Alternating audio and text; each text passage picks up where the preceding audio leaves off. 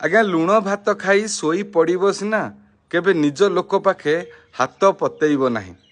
ये कथाटी जेकोसी मनीष कही अति सुंदर भावे कही आउ भाभी चिंतिकी ही कही। से मुझे आपण मानक गोटे छोट कहानीटा शुणाइबा चाहूँगी। दिने गोटे फूल गच अति सुंदर सुंदर फूल दौला आ गोटे मनीष ताकू जाई सबु बेले से फूल गचरू फूल तोली मंदिर दियों पाखे चढ़ाऊला। एमिति अनेक दिन बीतीगला से गोटे दिन से फूल गचरू फूल तोली से फूल को फोपाड़ी बर्बाद करने को लगिला। यह अन्य जन मनीष फॉलो करुला देखुला ताकू से जाई फूल गच को पचारा फूल गच तो फूल नहीं से बर्बाद करुच्ची तते कष्ट होनी।